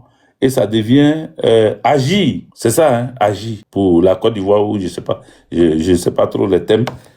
Agissons ensemble, voilà, agissons ensemble, c'est ça, hein. Il crée Agissons ensemble. Donc ce n'est plus mouvement national Charles Blé Goudé avec ses couleurs. Il crée un autre truc, un autre mouvement. Donc je comprends que mon frère a commencé à comprendre ce qui est en train de se passer. Sauf que on peut pas se séparer, hein, dans les... Bon, bref, c'est pas de lui que je suis venu parler ici, mais pour dire que, Zoku, je vois, et Mais il faut qu'on dise la vérité. Voilà, où il y a la vérité, là, il faut qu'on dise. Quand quelqu'un rate la voie que nous tous, la voie dans laquelle on voulait qu'il soit, là où nous tous on l'attendait, qui remplace le père, dans ce combat-là, et puis lui-même, il vient nous décevoir, ça nous fend le cœur. Donc, on est obligé de lui dire certaines vérités. Bref, c'était pas du neveu de l'oncle que je veux parler aujourd'hui. Donc, on va continuer d'écouter le message. Donc, Zoko, sois salué. Même si tu dis salut à tous. En 2000, l'élection présidentielle a eu lieu le 22 octobre. Proclamé vainqueur par la Cour suprême, j'ai prêté serment le 26 octobre et le 27 octobre, je présidais mon premier conseil des ministres. C'est au cours de ce conseil... Alors, j'ai vu qu'il a fait sa demande, donc je le prends, mon frère Zoku. Voilà. Sois salué, Zoku. Ouais, bonsoir Hervé Gégé. Oui. Bonsoir à Christelle et puis bonsoir à tous ceux qui sont sur le panel. C'est vous deux seulement, j'ai pris. Je ne prends pas d'autres personnes. Bonsoir le père Zoku. Voilà. Donc, on va continuer. Et puis après, je vais vous laisser la parole. A annoncé la découverte d'un charnier à Yopougon. Immédiatement, j'ai dépêché sur les lieux le ministre de l'Intérieur, le ministre de la Défense et le ministre de la Justice. Beaucoup accusaient un certain nombre de gendarmes. J'ai ouvert un procès contre eux et le tribunal les a relaxés, ce qui m'a réconforté. 2 mois plus tard, les 4 et 5 janvier, le pays subissait sa première attaque avec un commando venu du nord. Ce commando a été vaincu et les survivants ont replié à la frontière burkinabé. 2 années plus tard, dans la nuit du 18 au 19 septembre 2002, un commando d'une plus grande envergure franchissait les frontières du Burkina Faso, pénétrait en Côte d'Ivoire et sémait le deuil et désolation sur son passage. Là encore, nos militaires, nos gendarmes et nos policiers se sont mobilisés et ont fait échec à la descente de ce commando. Mais nous avons observé que certains d'entre eux étaient déjà à Abidjan. Des batailles de rue ont eu lieu et nous avons pu les repousser. J'étais en visite officielle en Italie. J'ai dû écourter mon séjour italien pour rentrer au pays et être des miens. Mais là, les rebelles ont installé un kyste à Bouaké, provoquant ainsi la partition du pays en 2. La partie sud, sous l'autorité du gouvernement légal et légitime, et la partie nord, à partir de Bouaké. À partir de ce moment, on a vu se mettre en place un balai diplomatique avec la conférence de la CEDEAO à Accra, qui a désigné le général Gnasségbé Eyadema comme médiateur dans la crise ivoirienne, ainsi que d'autres conférences comme Makoussi, Kléber, Pretoria, etc. Mais le pays était divisé géographiquement. Les rebelles étaient des Ivoiriens connus, le sergent-chef Ibé, Shérif Ousmane, Isiaka Ouattara, dit Ouattao, Tuyo Fosier, Morou Ouattara, Kone Zakaria, Loseni Fofana, Soro Guillaume, etc. D'un autre côté, Tapekoulou et ses amis, Blé-Goudé, Serge Kassi, Eugène Dué, etc. organisaient de grandes mobilisations populaires contre la guerre et contre la rébellion. Voyant que tous les balais diplomatiques ne donnaient pas de résultats probants, j'ai pris sur moi, avec l'aide de Thabo Mbeki, président sud-africain, de décider de 2 choses essentielles. 1. Permettre à Alassane Ouattara de se présenter comme candidat à la prochaine élection présidentielle. 2. Engager un dialogue direct avec le chef de la rébellion Soro Guillaume pour mettre fin à la guerre. L'accord de Ouagadougou fut signé le 4 mars 2007. Après cet accord, nous avons organisé la flamme de la paix à Bouaké les 30 et 31 juillet 2007 pour brûler symboliquement les fusils et les armes qui avaient servi à faire la guerre. Après quoi, j'ai entrepris de faire des tournées dans le nord du pays où je n'avais pas mis les pieds depuis le début du conflit. Il ne restait plus qu'à procéder au désarmement puis aux élections. J'ai passé mon temps à réclamer le désarmement, tandis que l'ONU... J'ai passé mon temps à réclamer le désarmement. Voilà. Lorsque Blé Goudé, le neveu de l'homme, dit que c'est lui qui a demandé qu'on libère, comment on appelle, on désarme les rebelles et qu'on les mis à genoux pour demander pardon, le président Laurent Gbagbo répond ici. Il dit, il a passé son temps à réclamer le désarmement. Et l'ONU, l'Occident et certains partis politiques ivoiriens parlaient uniquement de l'organisation des élections. En 2010, alors que le désarmement n'était pas encore fait, mais pressé de toutes parts, j'ai consenti à organiser l'élection présidentielle. Au premier tour de l'élection présidentielle, je suis en tête avec 38%, 32% pour Alassane Ouattara et 25% pour Henri Konan Bédié. Au deuxième tour, c'est la pagaille. Chacun des deux candidats, Alassane Ouattara et moi-même, se proclamaient vainqueurs. Mais moi, je suis proclamé vainqueur par le Conseil constitutionnel. Le débat semblait clos quand Alassane Ouattara, son ami Nicolas Sarkozy, président français, et le représentant de l'ONU mis en cause les résultats proclamés par le Conseil constitutionnel et décidèrent qu'Alassane Ouattara était le vrai vainqueur. De là, partit une polémique vive qui se transforma en rixe puis en combat. C'est au cours de ces combats que la résidence présidentielle que j'occupais fut bombardée par l'armée française et les troupes de l'ONU. Le 11 avril 2011, je fus arrêté, conduit d'abord au Golf Hotel pour 2 jours, puis à Korogo pour 7 mois et enfin à la CPI en Hollande. Le reste est connu. Quelques années plus tard, exactement le 23 mars 2014, Charles Blé Goudé est emmené en prison et la CPI joint les 2 dossiers. Le 15 janvier 2019, Charles Blé Goudé et moi sommes acquittés. Le 5 février 2019, je suis conduit à Bruxelles chez mon épouse Nadi. À Bruxelles, j'étais à la maison certes, mais il m'était interdit de sortir de la commune de Bruxelles. Et tous les jeudis matins, des policiers venaient vérifier si j'étais là. Et tous les jeudis aussi, la CPI m'appelait pour vérifier ma présence. Ce petit jeu dura jusqu'au 31 mars 2021, date à laquelle je fus définitivement acquitté. Ivoirienne, Ivoirien, chers amis de la Côte d'Ivoire, j'ai rappelé tous ces faits pour dire que tant qu'un fait n'est pas jugé totalement, il devient une injustice. Un conflit a éclaté en Côte d'Ivoire à cause d'une rébellion qui a occupé le pays et rendu la tenue de l'élection présidentielle compliquée. Il s'en est suivi une dispute sur les résultats de cette élection-là. J'ai été arrêté alors que je ne suis pas le mentor de la rébellion. J'étais le président légal et légitime, mais c'est moi qui ai été arrêté. Mais qui de tous les autres acteurs de la crise? Des questions restent en suspens. Pourquoi aucun des autres acteurs n'a-t-il été arrêté ni jugé par la CPI?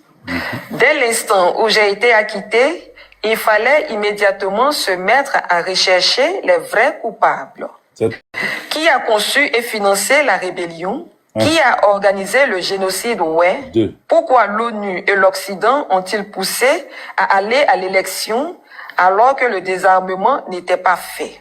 Pour toutes ces questions, j'ai demandé à mon avocat, Maître Emmanuel Altit, de ressaisir la CPI et de remettre sur la table le problème de la guerre en Côte d'Ivoire. Il faut que la vérité éclate. Il faut rendre justice aux victimes et aux survivants qui attendent depuis des années que la vérité soit établie. J'ai fait ma part.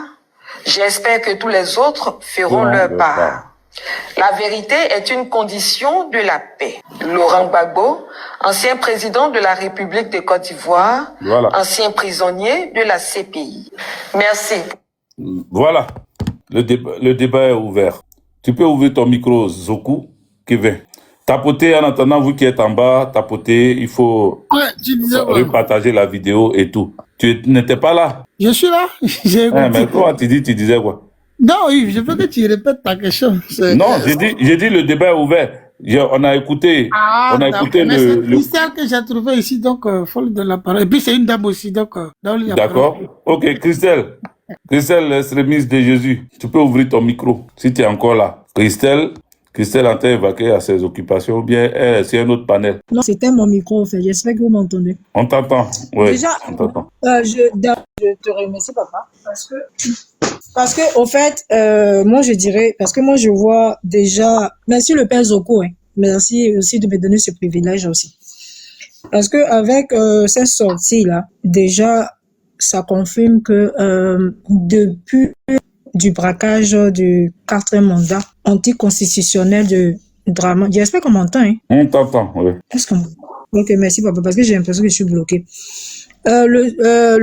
Beaucoup disaient que pourquoi le président Gbagbo ne parle pas, ils doivent laisser les gens sortir. Il y avait trop de commérage au fait. Pourtant, c'est un leader politique, il savait ce qu'il faisait. Et quand je regarde, quand j'écoute bien le courrier, parce qu'il est parti depuis la jeunesse jusqu'à l'Apocalypse. Et déjà,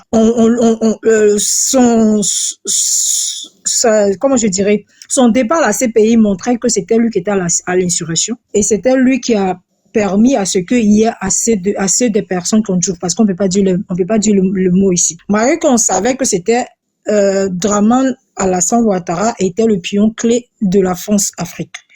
Déjà, par rapport à cette élection qu'on a vue encore, moi je dirais toujours que le président Gbagbo c'est vraiment le dinosaure de la politique, parce que Dramane c'est son élève. Dramane il ne connaît pas la politique, c'est quelqu'un qui se dit, qui est rentré dans cet enjeu géopolitique de la Côte d'Ivoire pensant qu'il était un sachant, parce que mine de rien ses conseillers même déjà c'est de la mettre. Et le président Gbagbo l'a poussé au bout jusqu'à encore cette année où il a brigué encore ce mandat anticonstitutionnel. On a vu encore des atrocités. Des atrocités comme le village de Nayo qui a été encore brûlé. Malgré que le président Gbagbo il était encore dans son silence. On a vu Dramane Ouattara avec des mots, des paroles qui n'étaient pas d'un chef d'État qui pouvait ramener la paix. Et malgré que le président Gbagbo est venu, on pouvait voir tous ses parcours, c'est lui qui tramait. C'est-à-dire que c'est lui qui poussait, qui montrait au peuple ivoirien qu'il faudrait qu'on soit unis. Tout son parcours, c'était l'unité nationale, au fait. Mais dans le cas contraire de Dramane, c'est que l'insurrection, les arrestations arbitraires, la forfaiture. Parce que maintenant, ce n'est plus la dictature de Dramane, c'est la forfaiture. Des djali par-ci, par-là. Et c'est dû qu'avec tout ce qu'on voit là, Dramane, le président Gbagbo a poussé Dramane au point à ce que, même quand il fait son courrier, ça prouve à tel point que la personne même qui est hors la loi, c'était Dramane. Et encore, il y a des vidéos encore qui trament, qui sont là, qui sont des preuves, des VAR. Comme quand le président Gbagbo est parti, à la CPI, il y avait encore des vidéos. Aujourd'hui, là, c'est vrai qu'il a prêté serment. Et ces personnes on a vu que tous ces chefs d'État qui se sont disposés aujourd'hui à venir à son investiture, ça prouve à quel point que ces personnes attendaient à ce que Dramane revienne encore au pouvoir. Et encore la grave insurrection ça a été fait par rapport au coup d'État.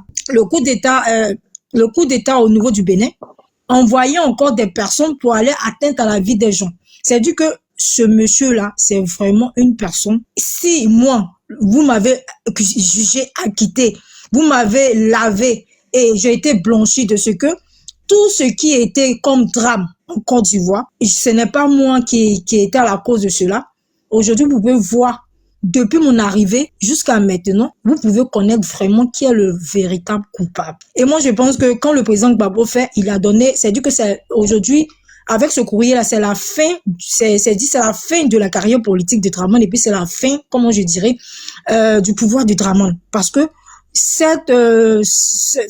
comment je dirais, cette lettre qu'il a écrite et puis faire l'appel de ce qu'on pourra faire, comment établir la justice de qui de droit, C'est dit qu'il a mis Draman à nu, au fait. Et Draman ne pourra pas échapper à ce dont le président Koudou Laurent Gbagbo a fait. C'est dit déjà, peuple ivoirien, ce président Gbagbo, il avait toujours l'intérêt pour nous, le peuple souverain, d'avoir cette liberté. Mais malheur, faute, par rapport à ce qu'on voit avec la forfaiture, la dictature de ce putschiste au sein de ce pays, ça a donné ce que ça a donné. Mais je pense que cet appel à la justice de la cour pénale internationale, là, ça va porter fruit parce que, mine de rien, c'était en cours, mais comment il y a, moi, les gens comme ça, pardon, mon papa, il y a quelqu'un qui me distrait. Ouais, je vais le bloquer là. Mais vous voulez pas, Draman va pas te répondre de ces actes parce que le président Gbagbo a mis fin à la carrière politique de Draman. Aujourd'hui, là, ça tremble. C'est ce que je pourrais dire, papa, pour dire que vraiment, le dinosaure, le président Gbagbo Laurent, avec ce qui s'est passé aujourd'hui, avec sa sagesse, c'est dit que il a mis Draman à nu et il a montré à l'opinion internationale qui est vraiment ce personnage au sein de la Côte d'Ivoire pour qui lui, il a payé le prix. Pourtant, c'était pas à lui de payer le prix. Et il a montré au sein de l'opinion internationale que le peuple, vraiment, c'est lui qui est l'élu du peuple. Ce n'est pas Draman qui est l'élu du peuple. Donc, sur ce, les ignares et les incervelés et des personnes, comme je dirais toujours, à handicap moteur, vous pouvez souffrir. Draman 2026, il ira rendre compte de sa forfaiture et de ses actes à la CPI. Sur ce rôle, je salue mon père, le président Koudou Gbagbo. Grâce à lui, aujourd'hui, on pourra se mettre sur les panels avec mon père Vecho, qui a porté le chapeau du militant du PBACI, avec son père à l'arrière grand plan, pour dire, papa, ta communication, c'est de ça qu'il s'agit. C'est de ça qu'il s'agit. C'est de ça qu'il s'agit. Tu es vraiment dans l'école de ton père. C'est dit que c'est ça. C'est ça qui fait les enfants de Gbagbo et c'est ça qui prône vraiment je dirais le libre arbitre et la compréhension des États quand je dirais des personnes qui ont besoin quand même de comprendre la vérité sur cette histoire de la Côte d'Ivoire parce qu'elle est très récente. Et je dirais que nous dirons toujours, papa Koudou Laurent Gbagbo, ton peuple, on est toujours derrière toi. Et tu as poussé Draman jusqu'au bout. Aujourd'hui, la CPI et l'Union internationale a su que c'est toi qui es vraiment l'élu de cette Côte d'Ivoire. C'est toi qui es vraiment l'homme de paix. C'est toi vraiment qui veut effectivement que la Côte d'Ivoire soit réunifiée, que tu sois du nord, du sud. Et je voulais ajouter quelque chose. C'est dit que déjà, je suis peiné parce que dans cette lettre, il a mentionné le nom de Soro Diom. Ceux qui disaient que non, le président Gbagbo, nanani, nanana. La politique, c'est ça. Dans la politique, là, il n'y a pas amusement, il n'y a pas camarade de quelqu'un. C'est dit que pour celui que tu m'as pointé du doigt et j'ai payé de ce prix. C'est vrai, papa. Tu as parlé tout à l'heure. Je voulais couler les larmes parce que tu as dit, le président Gbagbo est resté incarcéré, enfermé. C'est vrai. Mais le plus dur de ce qu'il a pu subir, c'est qu'ils l'ont maté à Korogo. Ils l'ont maté comme ce qu'ils font à la GTR. Je ne sais même pas où on dit DSS ou même quoi là. Où ils prennent le courant et puis ils te font du sale. DST, merci papa. Si les affines gays sont pompés, si les affines gays on les a giflés, et lui qui est le leader qui était au devant de ces personnes-là, qu'est-ce qu'on lui a fait? Ma question reste à poser. Si ce rôle est cœur patriote toujours Draman, tu iras à la CPI.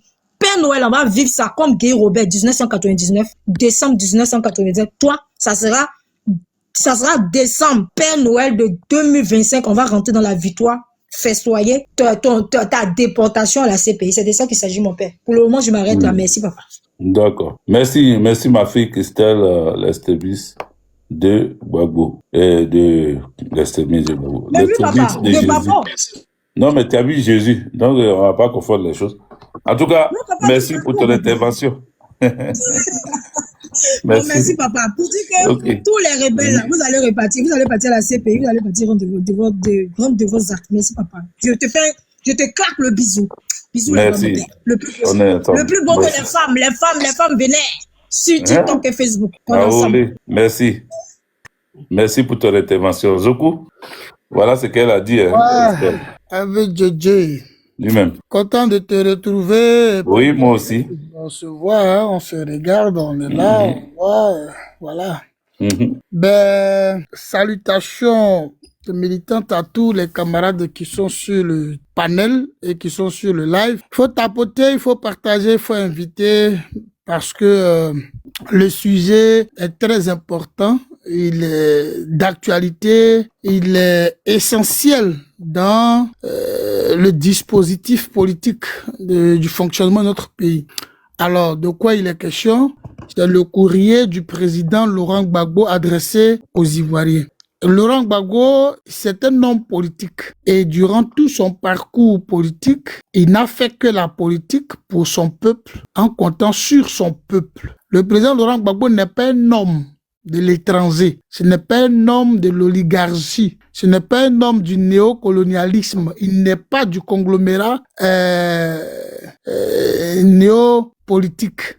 Non, le président Laurent Gbagbo, il est l'homme politique du peuple ivoirien. Il compte sur le peuple, il fait la politique pour son peuple, avec son peuple. C'est d'abord ça, Laurent Gbagbo. Et de tout son parcours politique, il n'a posé que des actes politiques de son temps et des actes politiques du moment en fonction des contextes, en fonction des réalités. Si nous prenons le temps de la lutte pour le multipartisme, il a mené un combat conformément aux règles pour qu'on obtienne le multipartisme le 30 avril 1990. Alors que l'article 7 de la Constitution de 1960 prévoyait déjà qu'il y a le multipartisme, mais Houphouët-Boigny volontairement avait choisi le système du parti unique et parti-État à la fois. Et donc, c'est ce Gbagbo-là qui parvient à la tête de l'État par la volonté du peuple. Le 22 octobre 2000, il est élu, il prête serment le 26 octobre, le 27, c'est son premier gouvernement, premier conseil des ministres, et on a connu pas mal de choses. Lui-même, il fait le récit, parce que c'est un historien, il fait le récit. Ce qui est important et ce qui est intéressant, j'allais dire, c'est que le président Laurent Gbagbo, alors qu'il s'était déjà engagé dans la lutte contre le 4e mandat, un mandat anticonstitutionnel illégal, et qu'il est dans cette posture avec tous ceux qui se reconnaissent dans son combat, comme nous autres, le président Laurent Gbagbo, malgré le braquage électoral, est invité à une cérémonie dite de prestation de serment par celui qui fait le coup d'état civil, le braquage électoral, donc à la personne d'Alassane Dramane Ouattara, pour marquer donc le coup. Il prend le contre-pied de cette invitation obscure. Et comme il sait que à cette cérémonie, il aura tout ce conglomérat du système néocolonialisme, alors il saisit l'opportunité pour contre-attaquer par ce courrier, lequel courrier retrace tous les événements que nous avons vécus de bout en bout jusqu'à ce qu'il se retrouve à la Cour pénale internationale. Mais c'est quoi la Cour pénale internationale? Si tel est que la Cour pénale internationale est une justice et que la justice n'est rendue que sur la base des faits jugés, alors qu'on nous a dit que dans notre méli-mélo politique de 2010-2011, il y a eu 3000 Djali, et que sur la base de ces 3000-là, il a été jugé, acquitté. Il est important que la justice nous dise qui est le responsable des 3000 Djali. Mais justement, c'est de ça qu'il faut que les gens parlent. Il faut qu'on nous dise, il faut qu'on sache. Si la Cour pénale internationale est une justice, mais la justice, elle statue sur les faits. Donc, comme vous-même, vous avez fait enquête, et que vous avez dit qu'il y a eu 3000 qui sont partis, donc les 3000 là, vous-même, vous avez dit que je ne suis pas coupable, que je suis acquitté, sans que je n'ai même présenté un de mes témoins.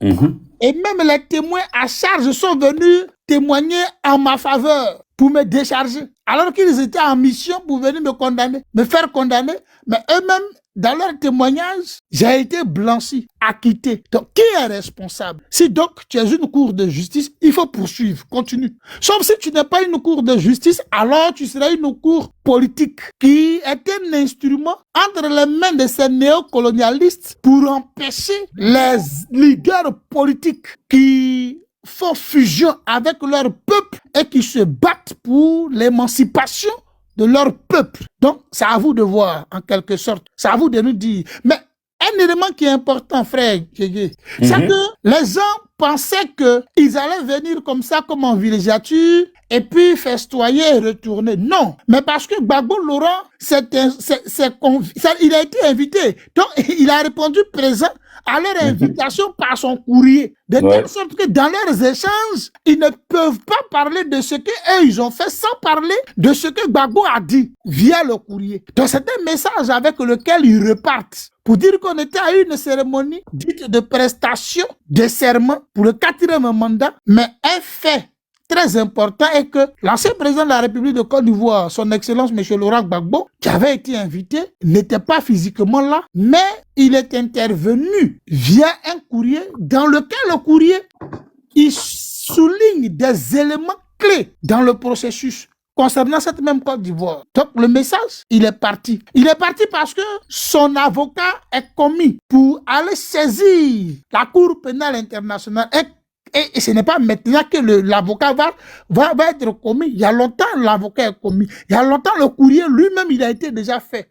Mais il fallait trouver une opportunité. Et c'est cette opportunité-là qui est là. Parce qu'en politique, chaque débat a sa tribune. Il fallait donc attendre ce moment. Voilà comment le président Laurent Gbagbo attend ce moment-là. Mais le courrier lui-même, lorsqu'on a fini de parler de cette raison qui est principale, parce que c'est ça, la recherche de la vérité sur ceux qui ont été tués, qui les a tués, il faut qu'on vienne nous dire. Parce que lui, Gbagbo, il a été acquitté. Mais il y a des éléments dans ce courrier, je l'avais déjà dit sur plusieurs panels, tout à l'heure même toi-même tu l'as dit, c'est-à-dire un homme politique là, de la trempe du président Laurent Gbagbo, il bavarde pas. Il parle. Et quand il parle, c'est comme Dieu. Jésus-Christ, quand il parle, la nature fait silence. Donc quand Gbagbo Laurent parle, c'est-à-dire tout le monde se tue. Tous ceux qui font bruit autour, là, qui s'agitent là, qui bavardent, quand ils vont finir de leur bavardage, qu'ils vont se taire, c'est là le sage va parler. Et donc, dans ce que dit Gbagbo Laurent, il vient répondre à tous ces bruits-là. Il vient répondre à tous ces bruits. Parce qu'on nous a dit ici que le président Laurent Gbagbo ne se souciait pas de son peuple, au point que le désarmement n'était pas une priorité pour lui. Et que le désarmement ne lui disait rien du tout. Et que quiconque soulevait le problème du désarmement à l'époque était puni. On le mettait à genoux pour demander pardon. Bon. On nous a dit ça.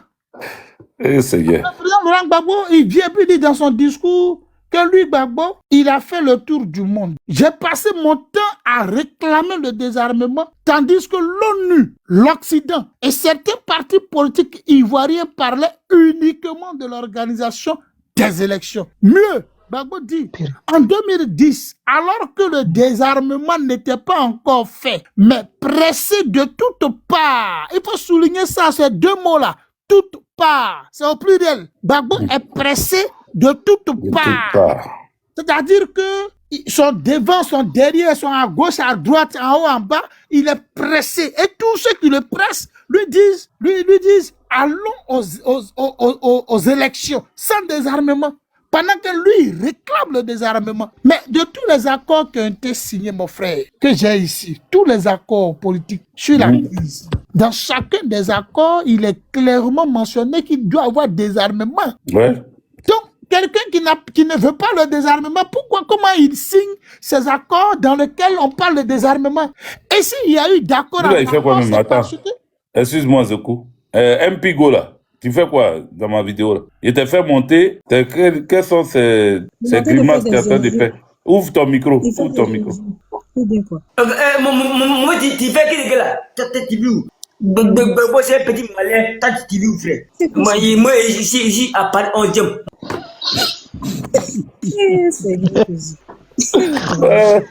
La nouvelle génération de dragons qui est là.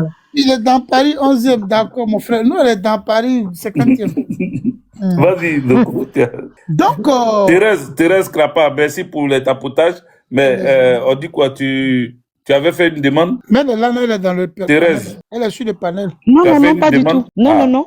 D'accord, parce merci, que je sais que tu t'apportes, mais ok, d'accord, donc tu te fais descendre alors. Voilà, merci beaucoup, c'est gentil.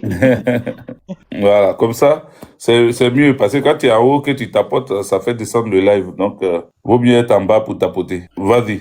Donc, j'étais disant que à chaque fois qu'on parle d'un accord à un autre, mais c'est justement parce que le précédent n'a pas marché.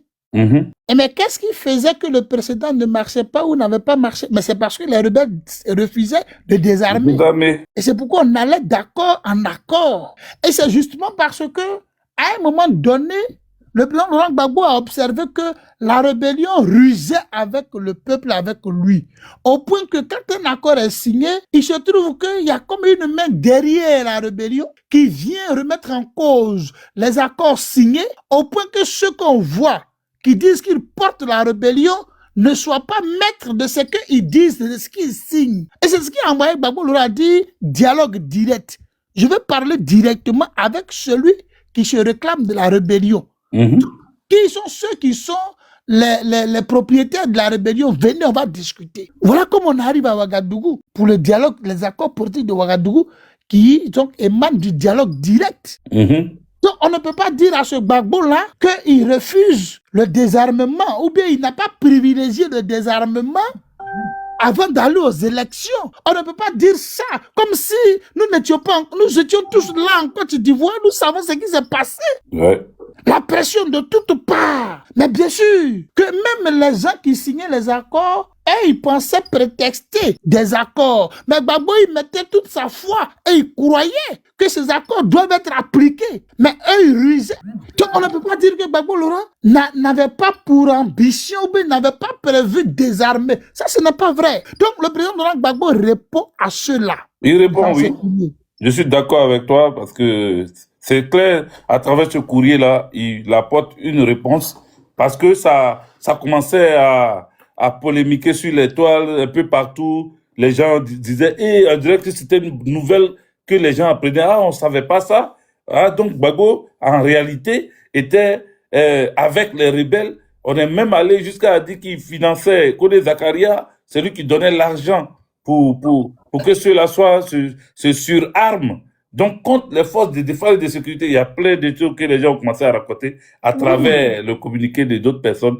Et voilà, la communication de d'autres personnes, et voilà. Il faut que les gens le disent parce que, vous savez, le président Laurent Gbagbo est la cible. Et une cible, on peut utiliser toutes sortes et tout type d'armes pour abattre une cible. Et chaque type d'arme a une munition. Donc, tout cela, ce sont des acteurs. Ils sont comme des balles. Ils sont comme des munitions de chaque arme. Donc, il y a des PA, donc les pistolets automatiques, et puis il y a les AK-47, et puis il y a les mortiers. Donc, chacun vient jouer son rôle. Donc, il y a ceux à qui on a donné le rôle de venir traîner Gbagbo dans la boue et qui font ça. Et il y a d'autres qui, à l'international, jouent autre chose. Et ainsi de suite. Chacun a un rôle. Mais c'est Gbagbo qui est la cible. Donc, chaque acteur que tu vois qui vient s'attaquer à Gbagbo est comme une arme utilisée contre la cible Gbagbo. Mais le président Laurent Gbagbo, encore pour répondre à ceux qui font du bruit et qui disent que ce sont eux qui ont sauvé le pouvoir à Gbagbo, que c'est eux qui ont fait Gbagbo, que c'est grâce à eux Gbagbo a brillé, et que si eux ils n'étaient pas là, le pouvoir Gbagbo tombait, et qu'ils veulent s'octroyer la gloire de tout le travail que chacun de nous a abattu pendant la résistance. Le président Laurent Gbagbo dit, d'un autre côté, tapez Koulou, Ouais. Et ses amis, Gbagbo il est fort. Blaise Goudé, Serge Kassi, Eugène Guillet, etc. Nous, les Okula, nous sommes dans les etc. là. Et nous, on appelle les etc. Nous, parce que nous, on était dedans. Oui. Tu as vu qu'il y a etc. Il y a etc. Il y a des gens qui ont pensé que etc. c'est un jus, alors que c'est pas un jus. C'est pas un jus. Moi, je suis dedans. Puisque moi, la résistance. Ainsi de suite. Oui. Tu avais créé ton mouvement. J'étais dans la résistance aux mains nues. Nous y étions. J'ai participé à toutes les étapes de la résistance. J'ai dit bien à toutes les étapes. Tapoter, mettez le cœur. À toutes les étapes. Ouais. Je suis un sachant, j'en sais quelque chose. Voilà. Et donc, quand il dit etc., c'est de nous il parle. Et nous, on accepte ça. Et il dit organiser de grandes mobilisations populaires contre la guerre et contre la rébellion. Mais en littérature, quand on commence à citer des noms, et puis on cite un premier nom, et on dit « et puis les autres, on commence à les citer, ça veut dire que le premier nom qu'on citerait le pilier, le premier nom qu'on citerait la référence, le premier nom qu'on citerait a une importance. Ici, parce qu'en réalité, c'est lui. Zoku, comme tu vois pas sur Facebook, il y a Likan Denise Naounou qui a mis Zoku, tu es fort. Donc, j'ai lu ton commentaire pour toi. Vas-y. Ah, d'accord, merci. Tu as même temps sur Facebook, quoi. Oui, je suis sur les deux. Ah, d'accord, mon cher. Et donc, le président Laurent Gbagbo répond à nous tous pour dire que oui, nous avons mené de la résistance contre ceux qui ont pris les armes. À l'opposé d'eux, il y avait des Ivoiriens organisés au menu. Mais organisés au menu